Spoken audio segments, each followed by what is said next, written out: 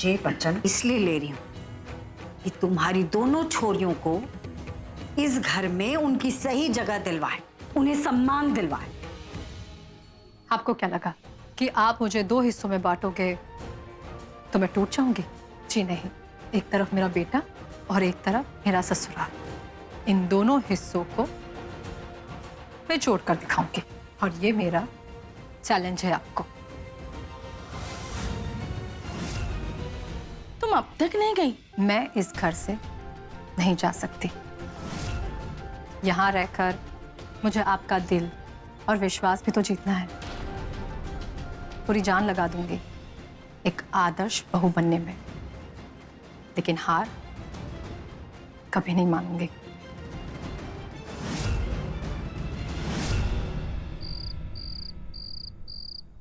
धीरज धर्म मित्र अरु नारी, आपत काल परखे चारी।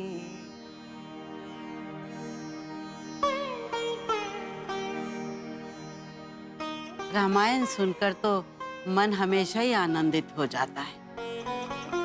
अगर हर इंसान मर्यादा पुरुषोत्तम की तरह अपना धर्म निभाने लग जाए तो कभी किसी को दुख तकलीफ होगी ही नहीं। जी मासा।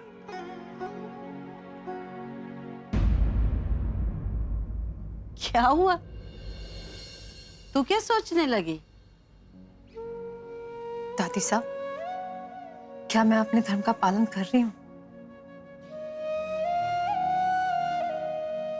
इधर मेरे पास बैठ।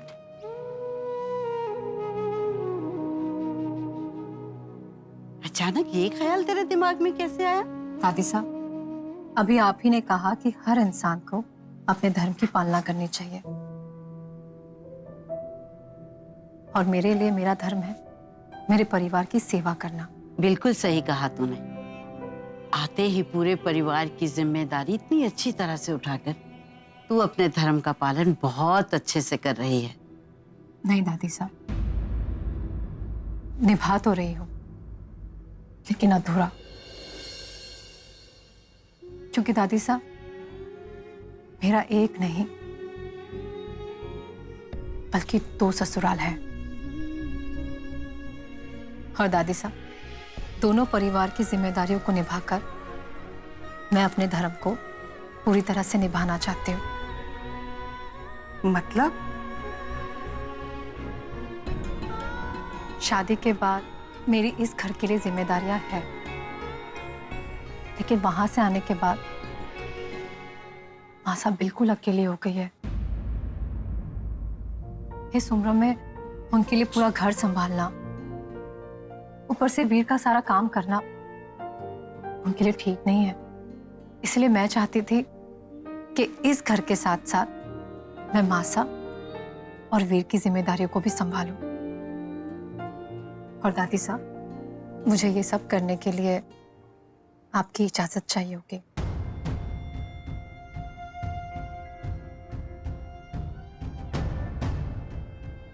क्या तू संभाल पाएगी 2 ससुराल की जिम्मेदारियां?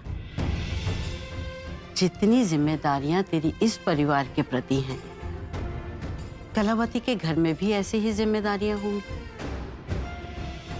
ये काम जितना आसान तुझे लग रहा है ना सुमन, उतना है नहीं। क्या तू दोहरी जिंदगी जी पाएगी? दादी साहब, ये घर मेरे लिए हमेशा मेरा पहला घर रहेगा। मैं दोनों परिवार की जिम्मेदारी में कोई कमी नहीं छोड़ूंगी, और आपको वचन देती हूँ कि कभी भी आपको शिकायत का मौका नहीं दूंगी। ये तो मैं जानती हूँ। मेरी चिंता बस इतनी है कि क्या तू दोनों परिवारों को संभाल पाएगी? अगर हाँ, तो मेरी तरफ से भी हाँ है। थैंक यू दादी।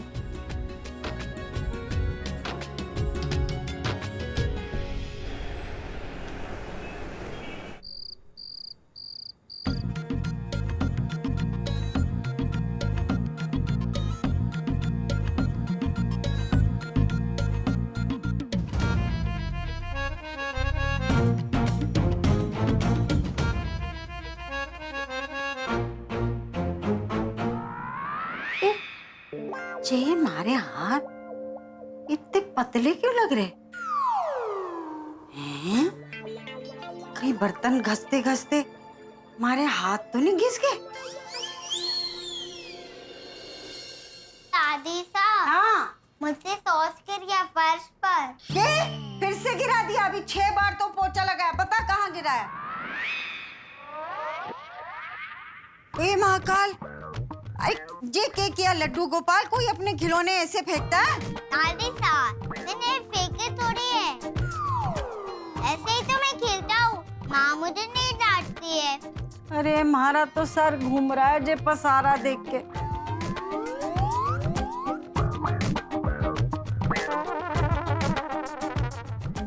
दादी साहब, भूख लगी है।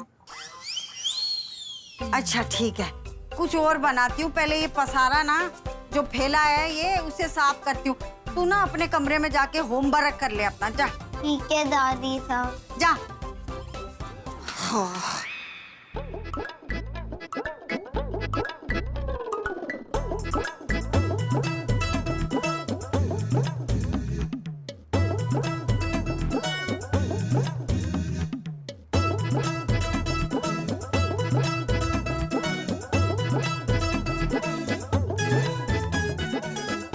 ए बाप रे, गई मारी कमर तो। 2 मिनट कमर सीधी कर लूं। चल कलावती उठ।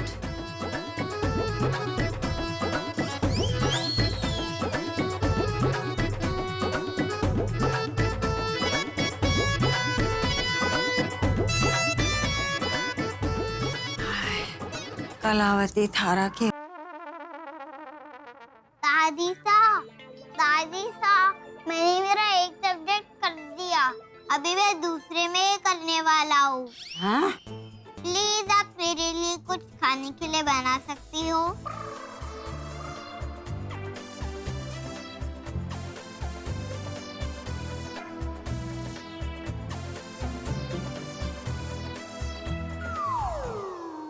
हे महाकाल, जे के किया लड्डू गोपाल? अभी तो साफ सफाई की मैंने इतनी, फिर तूने पसारा कर दिया। अरे दादी साहब,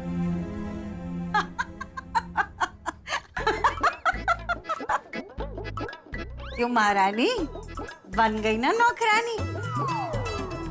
याद कर वो दिन जब मित्तल सदन में के ठाठ थे थारे, न तिनका तोड़ना न फल्ली फोड़ना।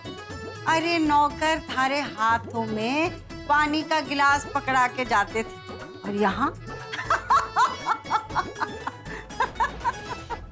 चुप चुप, अब भाग यहाँ से, नहीं तो बहुत मारूंगी।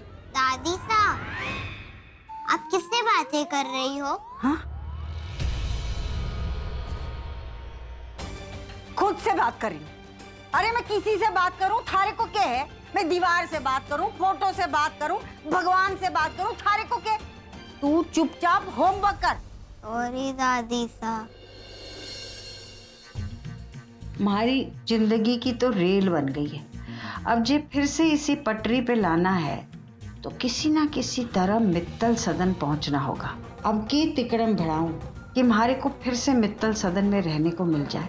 सोच कलावती, सोच।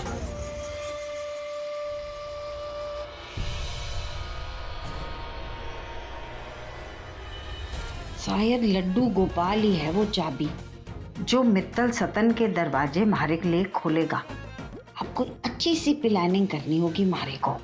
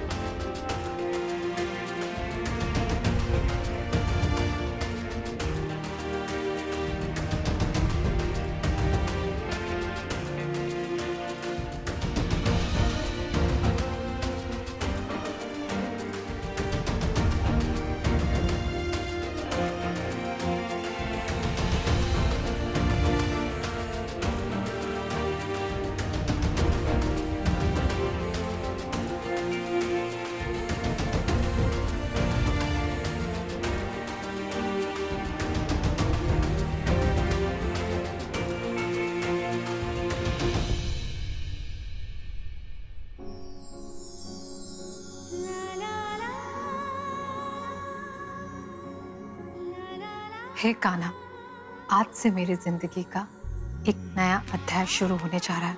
इस घर की जिम्मेदारियों के साथ साथ मैंने मासा और वीर की जिम्मेदारी ली है। कान्हा, मुझे इस वक्त आपके आशीर्वाद और हौसले की जरूरत है ताकि मैं अपने इस जिंदगी के पड़ाव को अच्छे से पार कर सकूं और अपने दोनों परिवारों की जिम्मेदारियों को अच्छे से निभा सकूं। और मुझे पूरा विश्वास है आपका आशीर्वाद हमेशा मुझ पर बना रहेगा।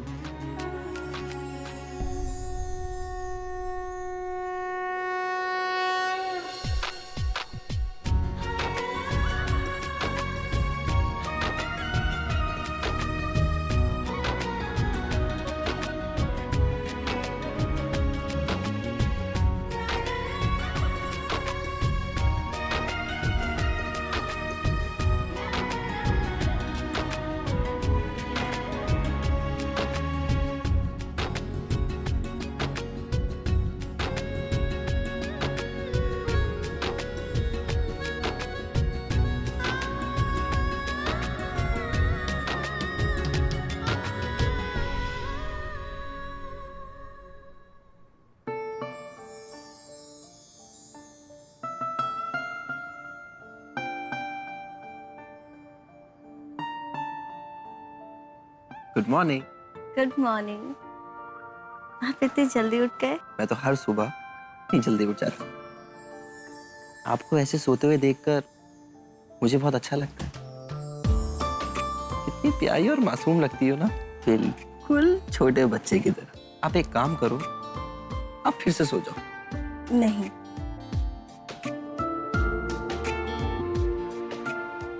मैं अपनी जिंदगी का हर पल आपके साथ बिताना चाहती हूँ, खुली आंखों के साथ। तो सोकर इस कीमती वक्त को मैं बर्बाद नहीं करना चाहती। तो क्यों ना इस सुबह को और रोमांटिक बनाया जाए। Let's go for a long drive. इस वक्त? Why not? ठीक है, मैं 1 मिनट में रेडी होकर आती हूँ।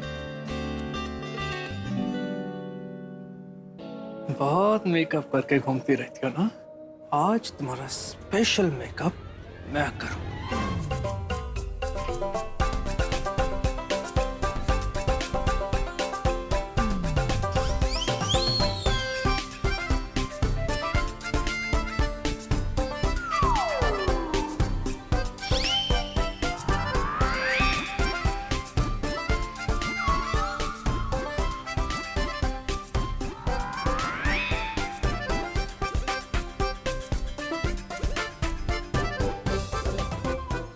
अब बनी परफेक्ट डाकू सुल्ताना।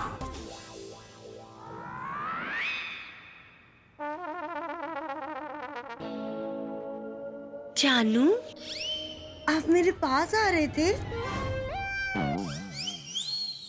हाँ, कितनी रोमांटिक मॉर्निंग है। जानू, मेरे लिए कॉफी ला दो प्लीज। व्हाट? कॉफी? तुम्हारे बाप का नौकर लगता हूं मैं? एक्सक्यूज मी, मेरे बाप के यहाँ तुम्हारे जैसे बदतमीज नौकर तो हरगिज नहीं होते।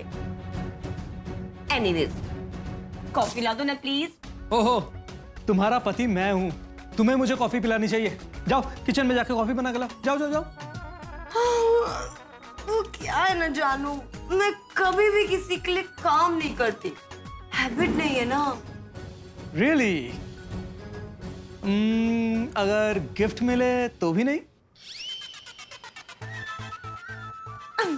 मैं अभी कॉफी बना के ले आती हूँ, मुझे बहुत अच्छी कॉफी बनानी आती है। मैं यूं गई और यूं आई। हाँ, उसके लिए तुम पहले जाओ तब तो आओगी। हाँ, गो। तुम्हारी कौन सी नब्ज कब दबानी है ये मैं बहुत अच्छी तरह से समझ चुका हूँ संजना। आज की सुबह तो तुम्हें जिंदगी भर याद रहेगी। गुड मॉर्निंग पापा जी। गुड मॉर्निंग मम्मी जी। Good morning. Good morning. बेटा, ये तुमने अपने मुंह पे क्या लगाया हुआ? अच्छा, वो तो मैंने कल लगाया था। आज हटा लूं। कल लगाया था? लेकिन आज उसे साफ कर लेना। कर लूंगी मम्मी जी, बट पहले मैं साहिल के लिए कॉफी बनाने जा रही हूँ। वो क्या है ना कि आजकल उन्हें मेरे हाथों के अलावा किसी के हाथ की कॉफी पसंद ही नहीं आती। आप लोगों को चाहिए? नहीं नहीं बेटा, अभी हमने सुमन के हाथ के बहुत लाजवाब चाय पी कर आए हैं।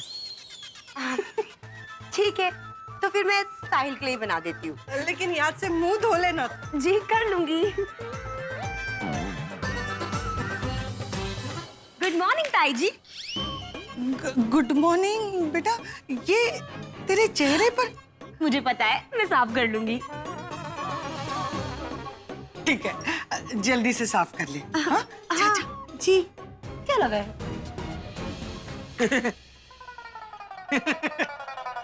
एक मिनट समझ जी, आप हंस क्यों रहे हैं? क्या आपको नहीं पता ये आजकल का फैशन है? बस बस, आपके सर्वेंट भी हंसेंगे मेरे पे। सर्वेंट नहीं, चमन जी कहिए, बड़ी बहू रानी। ओके चमन जी, अब क्या आप भी हंसेंगे मुझ पे? नहीं नहीं नहीं, मैं नहीं हंसूंगा। गुड। औरतों का मुंह छूना कब से फैशन हो गया?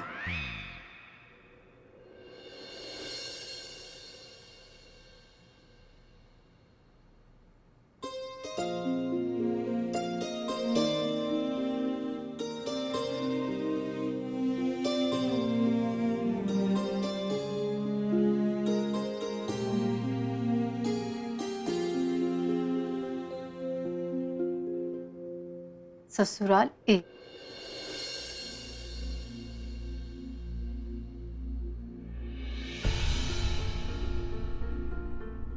ससुराल बी। अगर मैं दिन की शुरुआत सुबह 4 बजे करती हूँ तो यहाँ का नाश्ता, पूजा पाठ सब कुछ 9 बजे तक हो जाएगा।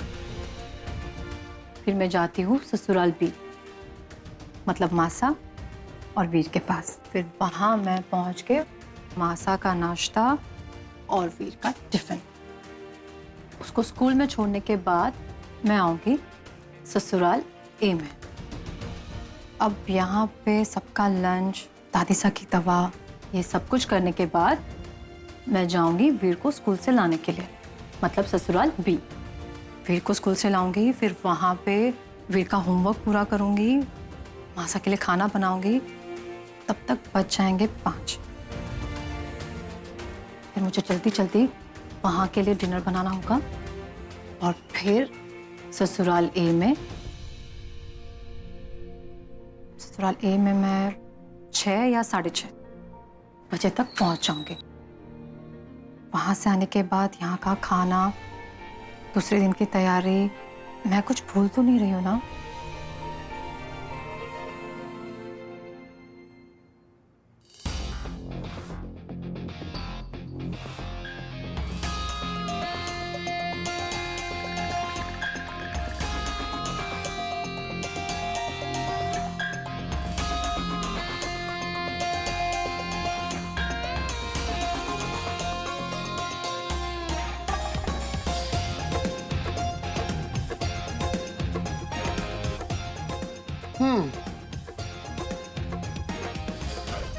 ससुराल ए, ससुराल बी। आज के बाद तुम्हारी जिंदगी 2 सेक्शन में नहीं बल्कि 3 सेक्शन में डिवाइड होगी।